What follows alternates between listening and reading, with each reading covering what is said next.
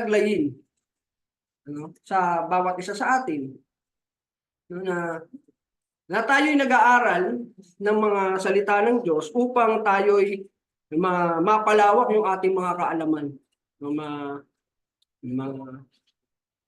lumalim yung ating pagkakaintindi sa mga salita ng Biblia, malaman natin yung mga doktrina, no? Because the knowledge that comes from the doctrine is important, mga kapatid. Pero mahalaga din naman but God is also expecting us na maisakatuparan nito, maisabuhay yung ating mga natututunan. That we have to put into practice yung ating pong mga napag-aaralan dito sa mga banal na kasulatan. No? Hindi po tayo nag-aaral dito upang patalinuhin lang yung ating pag-iisip, kundi nag-aaralan tayo sa isa't isa para po matuto tayo ng mga mabubuting gawa, matuto tayo umibig sa ating kapwa. No? Maisa-practice natin ito sa atin sa isa't isa. No? Ito pong topic natin sa ating ngayong umaga. Ito po'y karugtong. So this is the continuation of our previous lessons about the first covenant. No, yung pinag-aralan nating mga Old Testament commandments, law and prophets na may kinalaman po sa gagawing dakilang ministeryo ng ating Panginoong Kristo. Kung matatandaan niyo po, ginawa ko po ng title yon na Jesus and the Law or the Prophets, and yung isa naman po, a new covenant which is established upon better promises. Yan po ay study of Book of Hebrews, no? Mula chapter 9 to chapter 10. No? Kaya po yan kaya ako po nasabing ito'y karugtong, no? Tungkol po yan sa shadow of the good things to come na mababasa natin sa Hebrews chapter 10 verse 1. No? Bakit kaya siya sinawag na anino ng mga mabubuting bagay na darating? No? Sapagkat yung mga ginawa nila nung mga sinaunang mga Hudyo sa panahon po ni Moises, no? Ay mga kautusan na siyang anino o tipo ng ating Panginoong Kristo. Nagkaroon po tayo ng pag-aaral tungkol dyan. So ano-ano po yun? Yung sinutukoy pong mga kautusan sa unang tipan. Diyan po natin napag-aralan the annual sacrifices for the forgiveness of sins. Yung taon-tauna nilang paghahandog ng kanilang mga alay at sakripisyo para sa ikapagpapatawad ng kanilang mga kasalanan. Nakalagay po doon sa ating pinag-aralan, blood of goats and bulls, no, yung kinakailangan na mabubo, no, para sa gawain nga ito na sa ikapagpapatawad ng mga kasalanan. So meaning death is necessary for this yung i-conduct po itong kautosang ito, ano. Burn offerings, so that mababasa natin doon yung ashes of heifer sprinkled to the unclean. Ayan pong dugo at mga sinunog na mga offering, no. Yan po yung ini-sprinkle, no, sa mga tinatawag na mga unclean o mga makasalanan ng sinaunang mga Hudyo na pagtupad nga sa kautusan, no, bilang paglilinis sa kanilang mga kasalanan, no. There were priests who administered, o merong mga saserdote, at doon sa tabernakulo na ginawa po ni Moises, no, in the first veil, no, yung isang parte po, yung unang part po ng tabernakulo o sanctuaryo na mababanggit diyan, kung gusto po nating malaman, nasa Hebrews chapter 9 po yung mga nilalaman, yung mga detalyado, mga details noong tabernakulo at kung ano yung mga nasa loob nito. Pero hindi na po natin gaanong tatalakayin dito sapagkat na pag-aralan na natin ito nung mga nakaraan. So, dun sa sanctuaryo, in the first veil, na tinatawag po ang dakong banal. No? Ang mga saserdote po ang nag-administer. No? The priest who administered in the sanctuary, or sa Tagalog o yung tinatawag na dakong banal. So, there was one high priest in the second veil at tinatawag na holiest of all o yung dakong kabanal-banalan. Doon naman sa isang parte po, no, na ikalawang tabing ng tabernakulo, merong isa lamang na kataas-taasang saserdote na nagmi-minister o administer sa loob ng kabanal-banalang dako. Ano? So ayan, tungkol po diyan yung ating pinag-aralan na Hebrews chapter 9 to chapter 10. No? Ngayon, basahin po natin yung karugtong. No? Sapagkat ito pong nakaraang pag-aaral natin, tungkol po yan sa doktrina noong ginawang dakilang ministeryo ng ating Panginoong Jesucristo, na siya nga yung katuparan ng mga kautusan, no? Na siya yung tunay na larawan ng mga aninong binanggit po sa mga kautusan sa ilalim ng unang tipan. So ngayon, sa pag-aaralan natin sa karugtong, mamaya po sa huling parte po natin, malalaman kung ano yung kahalagahan ng pag-aaral sa pagkakasunod-sunod po nito. No? In Hebrews chapter 10, verse 19 to 20, no, simulan po natin ang pagbabasa. Ganito po ang ating mababasa. So, yung introduction po, ito po yung ating kasunod. No? Sa verse 19, having therefore, brethren, boldness to enter into the holiest by the blood of Jesus, by a new and living way which he had consecrated for us through the veil, that is to say, his flesh. Basahin natin sa Tagalog. Mga kapatid, yamang may kalayaan ng makapasok sa dakong banal sa pamamagitan ng dugo ni Jesus, sa pamamagitan ng daang bago at buhay na kanyang itinalaga sa atin, sa pamamagitan ng tabing sa makatuwid bagay sa kanyang laman. Ano? Binanggit natin kanina sa introduction na mayroong tinatawag na dakong kabanal-banalas doon sa sanktuaryo, na kung saan isa lamang na dakilang saserdote yung nakakapasok.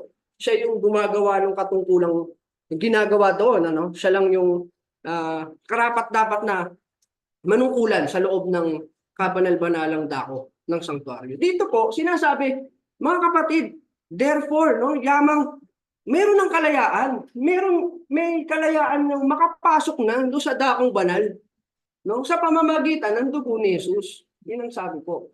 No, sa pamamagitan ng daang bago at buhay na kanyang itinalaga sa atin. Ano, yung ginawa po palang kamatayan ng ating Panginoong Kristo, no, yung nagbigay daan, no, ng kanyang laman, anya na naging sa pamamagitan ng tabing sa makatuwid bagay ang kanyang laman, no, ang nagbukas o nagbigay daan sa ating mga mananampalataya na makapasok ngayon doon sa dakong banal dahil sa pamamagitan ng dugo, no, yung sakripisyo o kamatayan ng ating Panginoong Yesus. So bago natin ipagpatuloy pa o himay-himayin yung mga nabasa natin mga talata, so tanungin natin, nasaan ba naroon ang dakong banal? Ano? Kung meron nang kalayaan na makapasok doon sa dakong banal, naroon ang dakong banal. Ano? Yung physical temple po ba na yan? Nasaan na po ba ngayon yan? Kung pag-aaralan natin ang history, no? Hanggang sa panahon ng Panginoong Jesucristo, noong 70 AD, nagkaroon ng destruction of the temple.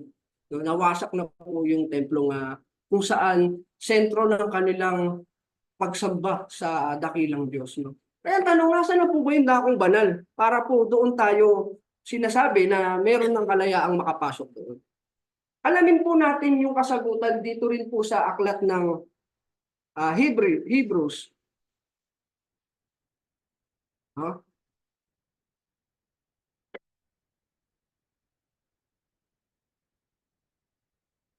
Dito po sa verse 4, nawala po yung chapter. Verse 9, chapter 9, verse 4, wala po yung yung verse, chapter. Sabi po dito, if he were on earth, he would not be a priest, for there are already priests who offer the gifts prescribed by the law. They serve at a sanctuary that is a copy and shadow of what is in heaven. Ulitin ko po yung pagbasa, no? If he were on earth, he would not be a priest, for there are already priests who offer the gifts prescribed by the law. They serve at the sanctuary that is a copy and shadow of what is in heaven. No? This is why Moses was warned when he was about to build the tabernacle. Ang sabi ng Panginoong Diyos sa kanya, see to it that you make everything according to the pattern show you on the mountain. No? Noong palang umakyat sa bundok si Moses para kunin yung mga kautusan, ganoon na rin yung pagbibigay ng Diyos ng instruction sa kanya. Noong sabi ng Diyos sa kanya, ingatan mong mabuti na gawin yung sang-ayon sa mga pattern na ipinakita ko sa iyo sa bundok, no? So this was the shadow, a copy and a shadow, no? Yung ginawa niyang sanctuaryo na physical tent, no? Na sanctuary, ang sabi diyan, that is a copy and a shadow of what is in heaven. Yung tunay pa lang sanctuaryo na pinaggayahan po nung tabernacle na ginawa ni Moses, yung nandun sa langit na pinakita ng Diyos sa kanya na gawin mo mabuti. Gawin mo maigi na gaya nito. Ano? Kaya nga po sa panalangin na ni Brother Norley, no? Ang sabi niya doon, no, nagpapasalamat tayo, nagkaroon tayo ng pagkakataon sa buhay na walang hanggan. No? Dahil doon sa ginawa ng Panginoong Hesus. So, yun yung langit na sinasabi, na malaya na tayo makapasok dito. Na kung dati yung mga Hudyo restrained or sila, pinagbabawalan silang makapasok doon sa sanctuaryo. No? Sapagkat meron lamang mga saserdote na namamahala doon sa loob ng sanctuaryo. No? So dito, sinasabi sa atin na meron ng kalayaan na makapasok sa dakong banal sa pamamagitan ng dugo ng Panginoong Kristo. No? Doon po sa nabasa natin pa sa verse 20, siguro mamaya po sa GC lalagay ko yung chapter nung binasa nating verse. Chapter 8 pala po yun. No? Hindi natin nagkamali po ng lagay. Siguro po sa puyat na rin. By a new and living way, sabi sa verse 20, chapter 10, which He had consecrated for us through the veil, that is to say, His flesh. Yung pong salitang new, tinignan ko po yan sa Greek word, ang transliteration po niyan is prospatos, means newly slain, freshly slain, or just slaughter. Yung kapapatay lamang. No? Yun po yung ibig sabihin sa Greek word niyan. So, pagpapatunay na ito pong ginawa ng Panginoong Hesus, no? Na nirenew niya o ginawa niyang bago yung itong kanyang dakilang ministeryo para sa mga mananampalataya sa kanya, na magkaroon ng pagkakataon o pag-asa doon na makapasok doon sa langit o sa buhay na walang hanggan. Yun nga yung patunay na yung kanyang kamatayan, yung kanyang laman na namatay, no? Yun yung tabing na nagbigay daan para makapasok tayo doon sa kanyang dakong kabanal-banalan na sinasabi. No? Ipagpatuloy pa po natin yung pag-aaral, pagbabasa. Nasa verse 21 na po tayo ng ating pag-aaral sa chapter 10. Ang sabi po dito, and having an high priest over the house of God. At yamang may isang dakilang saserdote na pangulo sa bahay ng Diyos. Meron na lamang pong iisang dakilang saserdote. Hindi katulad po noong panahon ng lumang tipan, ang unang tipan, merong mga saserdoteng na may katungkulan doon sa loob ng sanctuaryo. Dito po, meron na lamang isang dakilang saserdote pangulo sa bahay ng Diyos. At wala pong iba, yan po ay ang ating Panginoong Hesus. Basahin po natin yung reference dito sa Hebrews chapter 3, verse 6. Ganito po ang ating mababasa. But Christ as a son over His own house, whose house are we? No? Tayo ang kanyang bahay. If we hold fast the confidence and the rejoicing of hope, firm unto the end. No, sa Tagalog po, datapwat si Kristo, gaya ng anak, ay puno sa bahay niya, na ang bahay niya ay tayo. Kung ating ingatang matibay ang ating pagkakatiwala at pagmamapuri sa pag-asa natin hanggang sa katapusan. No? No, ang ating Panginoon Kristo po pala yung nag-iisa ng dakilang saserdote sa bahay ng Diyos. Walang iba kundi yung iglesia na kanyang itinatag. Siya po yung ating Pangulo, na tayo yung kanyang katawan na mayroong iba't ibang sangkap at iba't ibang functionality. Tulad po natin sa lokal na kongregasyon na ito. Ano? Tuloy pa po natin sa verse 22, ganito naman po ang ating mababasa. Let us draw near with a true heart in full assurance of faith, having our heart sprinkled from an evil conscience. Sa Tagalog po, tayo'y magsilapit na may tapat na puso sa lubos na pananampalataya, na ang ating mga puso na winisikan mula sa isang masamang budhi at mahugasan ng ating katawan ng dalisay na tubig. Sabi ng ganun, ang utos, tayo'y magsilapit na mayroong lubos na pananampalataya. No? Yung ating puso na dating may masamang budhi, winisikan na, no? Na tayo'y nahugasan na ng dalisay na tubig. No? Alamin natin yung sinasabi ditong tayo'y magsilapit. Ano? Literal ba lapit tayo sa Diyos? Paano natin magagawa yung paglapit sa Diyos? Yun yung ilagay nating katanungan. Tapos ito po yung ating magiging kasagutan na makikita rin naman natin sa Biblia. Ano? Anong ibig sabihin na tayo'y magsilapit? Ano? Kasi kung lapit ng literal lalapit, paano natin lalapitan ang Diyos na mayroong pananampalataya? Ano? So hayaan niyo pong basahin ko po yung nasa James chapter 2 verse 14. Ganito po yung sinasabi tungkol sa pananampalataya na mayroong pagsunod sa Diyos. So yun po pala yung ibig sabihin niyan. So what good is it, my brothers and sisters, if someone claims to have faith but has no deeds? No? Walang gawa. Can such faith save them? Suppose a brother or sister is without clothes and daily food. If one of you says to them, go in peace, keep warm and well fed, but does nothing about their physical needs, what good is it? In the same way, faith by itself, if it is not accompanied by action, is dead. No? But someone will say, you have faith, I have deeds. Show me your faith without deeds, and I will show you my faith by my deeds. You believe that there is one God? Good. Even the demons believe that and shuddered. No? You foolish person, do you want evidence that faith without deed is useless? Eto.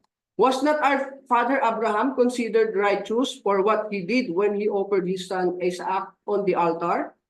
You see that his faith and his action were working together. Huh? And his faith was made complete by what he did. The scripture was fulfilled that says, Abraham believed God, and it was credited to him as righteousness, and he was called God's friend.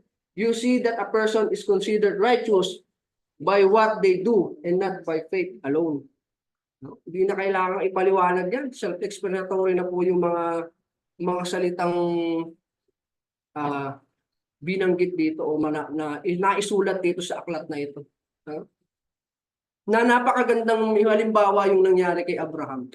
No? Bagamat siya may pananampalataya sa Diyos, tayo magsilapit. No? Ito nga po yung ginawang halimbawa o aral na tayo magkaroon ng pagsunod sa kanyang mga kautusan. No?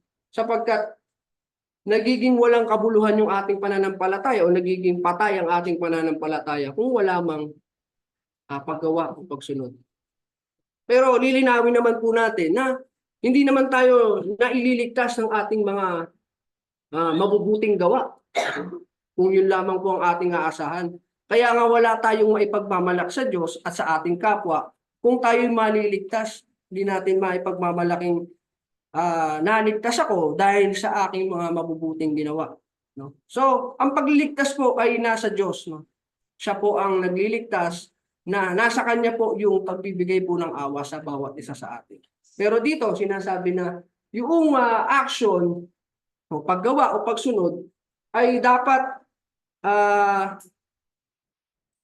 ito'y nangyayari kasama yung ating pananampalataya. No? Ito yung ating nagiging patunay ng ating pananampalataya sa Diyos na tayo'y naniniwala sa kanyang mga kautusan. sa kanyang mga tagubilin sa atin. No?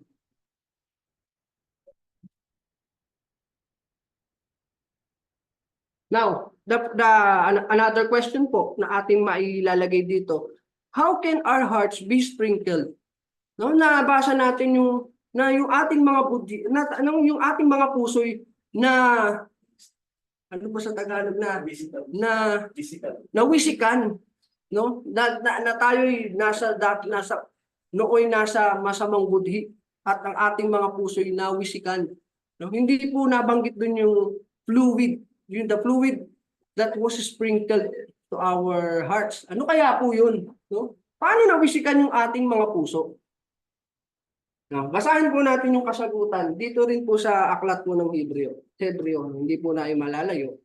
In Hebrews chapter 9 verse 14, ganito po yung ating mababasa. No? How much more then will the blood of Christ, who through the eternal Spirit offered himself unblemished to God, cleanse our conscience from acts that leads to death, so that we may serve the living God. No? Yung palang dugo, obviously, yung dugo po ng Panginoong Kristo na siyang, ang sabi diyan, na unblemished, na walang dungis, sa harapan ng Diyos, ay naglilinis ng ating mga budhi. So, the fluid, hindi man binanggit doon sa binasa natin, the fluid that was used to sprinkle our hearts, yung dugo po ng Panginoong Kristo. Yun po yung nawisik sa atin. Kaya po tayo nabibigyan ng mabuting budhi at nagkakaroon tayo ng panibagong buhay, no? Nang makapaglingkod tayo sa Diyos na buhay. Kaya, another question, no? Questionin po natin yung mga talatang nabasa natin. When is this accomplished? No? So, alam na natin na nawisikan tayo ng dugo ng Panginoong Kristo. Ngayon, kailan ito na-accomplish? Kailan ito nangyari sa atin? Yung nawisikan yung ating mga puso. Nalinis tayo mula sa masamang budhi na mayroon tayo noon. No? That was at the time that our bodies are washed. No? Yun po yung panahong tayo ay nahugasan. No? Basahin natin yung nasa Acts chapter 22 verse 16. Ganito po ang ating mababasa. At ngayon, bakit ka tumitigil? Ito po ang kausap po ni Bernabe dito, si Apostol Pablo. Noong pumunta si Apostol Pablo sa daang papuntang Macedonia. Ito na po yung kanyang conversion na siya ay magiging tagasunod na o magiging apostol na ng ating Panginoong Kristo. Ang sabi sa kanya, at ngayon bakit ka tumitigil? Magtindig ka at ikaw ay magbautismo at hugasan mo ang iyong mga kasalanan na tumatawag sa kanyang pangalan. So, nangyari po itong paghuhugas sa ating mga katawan. No? Hindi po ng dumi na literal sa ating mga katawan, no? na nalilinis sa pamamagitan ng pagligo, no? ng tubig. Kundi yung bautismo na naghuhugas ng ating mga kasalanan, no? Na ito nga ipinag-utos din naman noong ng ating Panginoong Kristo nung siya'y magbalik upang mangaral doon sa kanyang mga alagad, no? Na gawin ninyo ang mga alagad ang buong bansa, ang lahat ng mga bansa, bautismuhan niyo sila sa pangalan ng Ama, ng Anak at ng Espiritu Santo. No, ganun din ang ipinag-utos ang ibinahagi ni Bernabe kay Apostol Pablo na magbautismo ka, na ito'y ang sabi, hugasan ang iyong mga kasalanan na tumatawag sa kanyang pangalan. So, sa 1 Peter, ito po, pagdating po sa bautismo, medyo marami po akong gustong basahin mga talata. Because gusto ko po itong i-emphasize. Gusto kong bigyang diin po itong tungkol sa pag-aaral na ito dahil napakahalaga po ito. Dahil tungkol po ito sa kaligtasan. So, ang tanong, when is this accomplished? In 1 Peter chapter 3, verse 21, ganito po ang ating mababasa. And this water symbolizes baptism. Yung tinutukoy pong water dyan, yun po yung baha na nangyari sa panahon ni Noah. binabanggit ni Apostle Peter na yung baha sa panahon ni the flood during the time of Noah symbolizes the baptism that now saves you. No? Not the removal of dirt from the body, but the pledge of a clear conscience towards God. It saves you by the resurrection of Jesus Christ. No, ang paliwanag diyan, no, hindi po manggagaling sa aking bibig, kundi babasahin ko na rin po yung relasyon ng kamatayan ng Panginoong Kristo, yung pagwisik ng kanyang ng dugo at yung bautismo na ating pinautismo sa tubig, no? Ang paliwanag po diyan, mababasa natin sa Romans chapter 6 verse 3 to 5. No? Medyo marami po akong binabasa mga talata sa inyo sapagkat mahalaga nga po ito. Tungkol po ito sa kaligtasan natin. So ganito nangyari yung sinasabing pagwiwisik sa ating mga puso noong dugo ng Panginoong Kristo. So ito yung relasyon ng bautismo sa kamatayan ng Panginoong Kristo. O hindi ba ninyo nalalaman na tayong lahat ng mga nabautismuhan kay Kristo Jesus ay nangabautismuhan sa kanyang kamatayan? Tayo ngay nangalibing nakalakip, niya sa pamamagitan ng bautismo sa kamatayan. Na kung paanong si Kristo ay nabuhay namang muli sa mga patay sa pamamagitan ng kaluwalhatian ng Ama, ay gayon din naman tayo ay makakalakad sa panibagong buhay. Sapagkat kung tayo nga ay naging kalakip niya dahil sa kawangisan ng kanyang kamatayan, ay magkakagayon din naman tayo dahil sa kawangisan ng kanyang pagkabuhay na muli. No? So kawangisan, ano? Yung pagkamatay niya, yung kanyang pagkalibing, yung atin namang paglubog sa tubig, no? Yung paghuhugas ng ating mga kasalanan, nagiging kawangisan ito ng kanyang kamatayan. Kung paano ikaw ay nalilibing naman sa ilalim ng tubig sa panahon ng iyong bautismo. No? At yung namang pagbangon mula sa tubig ng iyong bautismo, yun naman ay kawangisan ng pagkabuhay namang muli ng ating Panginoong Kristo. No? Na siya rin namang gagawin sa atin sa kanyang itinakdang panahon na kanyang pagbabalik. Na mangyayari rin sa atin yung pagkabuhay namang muli.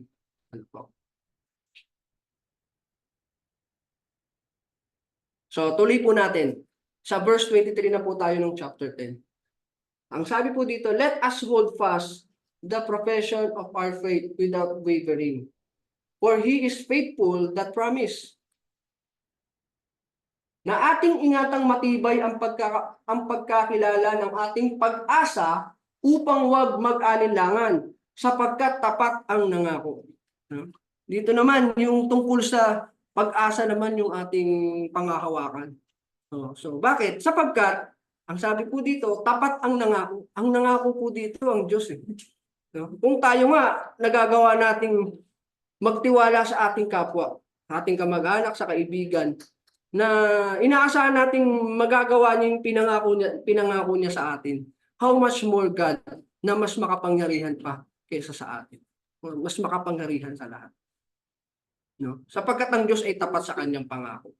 No? Kaya ang sabi, ingatang matibay yung pagkakilala sa ating pag-asa. Ano? Magandang halimbawa din po niyan si Abraham. No?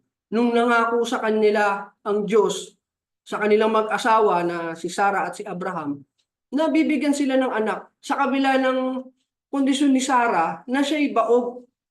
No? At isa pa doon, yung kanyang katandaan, na para bang imposible nang mangyari yung ipinapangako ng Diyos sa kanila na magkaroon pa ng anak. Pero ito'y hindi naging panghihina ng pananampalataya ni Abraham sa Diyos. No? Pagkos lumakas yung kanyang pananampalataya na ito'y gagawin ng Diyos sapagkat ang Diyos ay makapangyarihan na makakagawa nito. Yun yung history na ating mapag-aaralan yan. Sapagkat ang Diyos ay tapat. Siya ang nangako. Ito yung ating panghahawakan. No, yung pong kasing pag-asa, ano, yung ating persevere sa pag-asang ating gustong makamit. Possible yan kapag meron tayong, di ba, meron tayong good reason kung bakit natin ito ginagawa ng patuloy. No? kahit sa typical na buhay natin, ano? Kung meron tayong mga pinagsisikapang bagay, nagiging posible yung ating pagtitiis, yung ating pag-asa sa bagay na yun, sapagkat meron tayong inaasang magandang rason o magandang ah, gantimpala na makakamit natin pag natapos natin yung bagay na pinagsisikapan natin. Diba? Siguro may mga nag-aaral pa po dito, no? Kahirap-hirap ng iyong course, ng iyong mga pinag-aaralan, pero matyaga mong tinatapos, matyaga mo itong no, pinagtitiisan, pinagpupuyatan, sapagkat meron kang inaasahan, meron kang pag-asa dun sa iyong ginagawa. No? Yung pag-workout, di ba? Kahirap-hirap magbuhat. Sa totoo lang. No? Yung papawis, yung pagtakbo, yung jogging, ano pa po, no? Lahat po, kung meron man tayong pinagdadaan ng mga no? Puyat lahat. Kaya po, nagiging posible ito sa atin sapagkat meron tayong rason kung bakit natin ito ginagawa. Meron tayong pag-asa. So, yun din po yung dito. No? Ingatan nating matibay yung pagkakilala natin sa ating pag-asa. No? Sapagkat ang Diyos ay tapat. Ang nangako. Sapagkat tapat ang nangako. Ano? Ito po yung parang yung pong exhortation ng author, no? Doon tungkol sa pag-asa. No? Sabi po ng author dito, remember those earlier days after you had received the light, when you endure in a great conflict full of suffering. Sometimes you were publicly exposed to insult and persecution. At other times, you stood side by side with those who were so treated. You suffered along with those in prison and joyfully accept the confiscation of your property because you knew that you yourselves had better and lasting possessions. Diba? Tinanggap mo na matanggalan ka ng mga ari-arian sa sanlibutan ito. Pero dahil you knew that you yourself had better and lasting possessions. Tuloy pa po natin. Sabi po dito, do not throw away your confidence, it will be richly rewarded. Diba? Yun po yung ating inaasahan, yung pag-asa. No? Yung pag-asa natin, yung tayo'y mabiyayaan sa pagdating ng panahon ito. You need to persevere so that when you have done the will of God, you will receive what He has promised. Napakaganda pong exhortation message para sa atin nung author na ito, ang author na ito. No? So tuloy tayo dun sa ating tinatalakay na no? Yung konteksto nung chapter 10. Nasa verse 24 na po tayo, mga kapatid. Ang sabi po dito, let us consider one another to provoke unto love and to good works.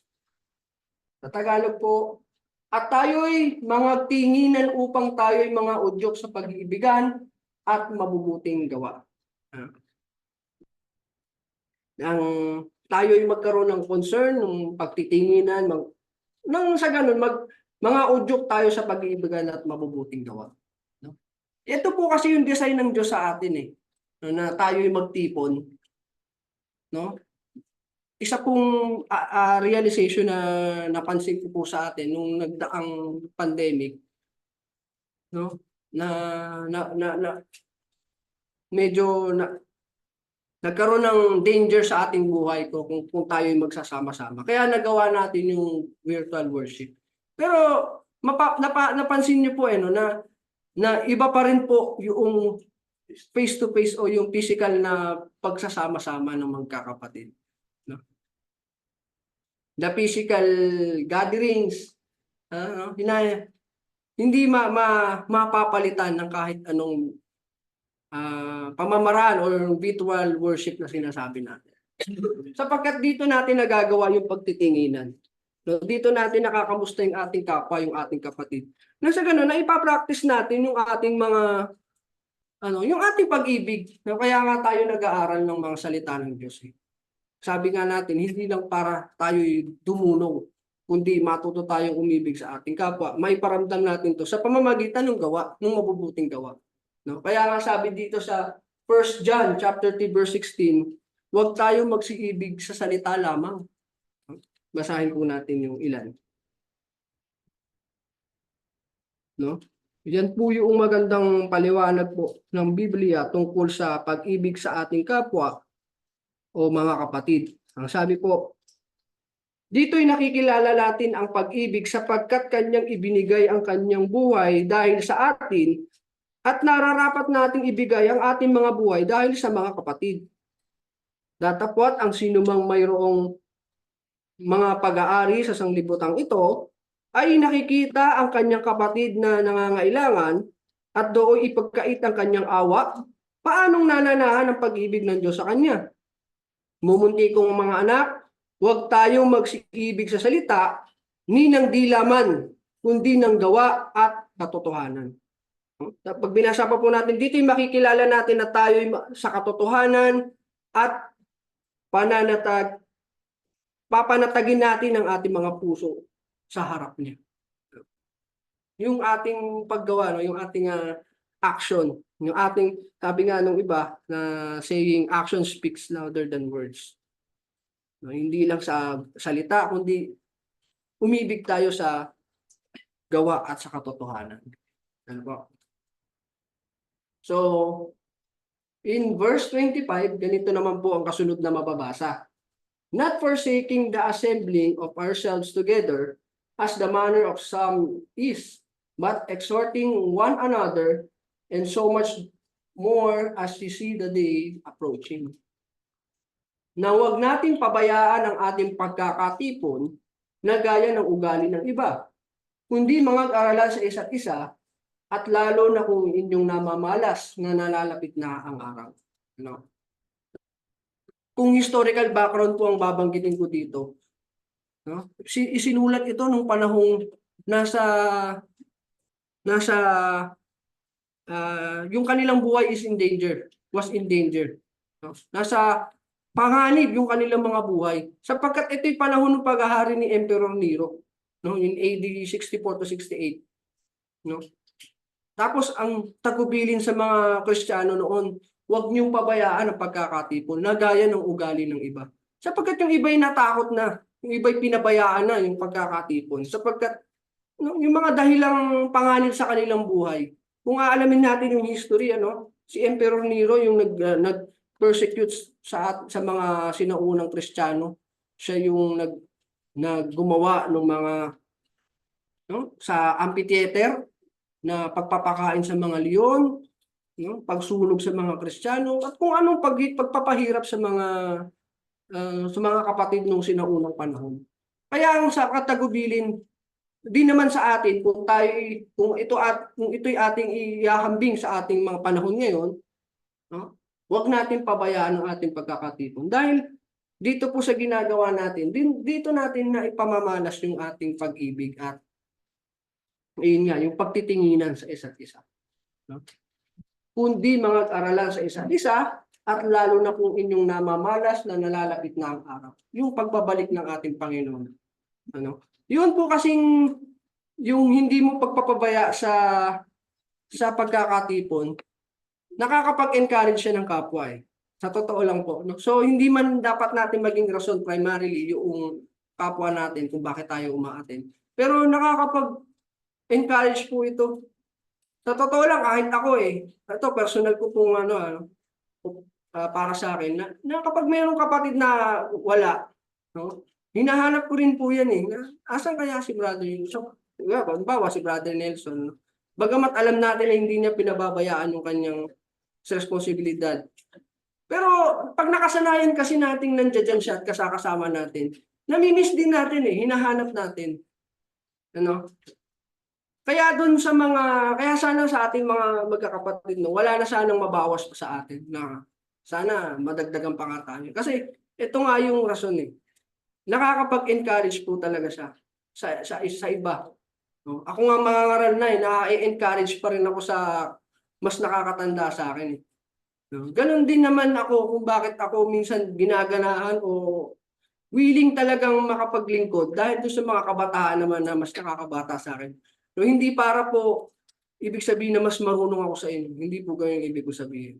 Kundi dumaan din po ako sa edad ninyo na kung paano ako'y na-encourage, na-edify doon sa mga nas nakakatanda sa akin. Eh sana ganun din makapag-inspire din ako ng mas nakakabata sa akin. Na mabigyan nyo rin ng yung inyong responsibilidad, no, kapag dating ng panahon na magamit din tayo ng Diyos sa ating paglilingkod sa kanyang, sa atin, sa bawat isa sa atin. So napakaganda po nung pagtitipon, no? Ang purpose nyo niyan to worship God and to encourage brethren, no?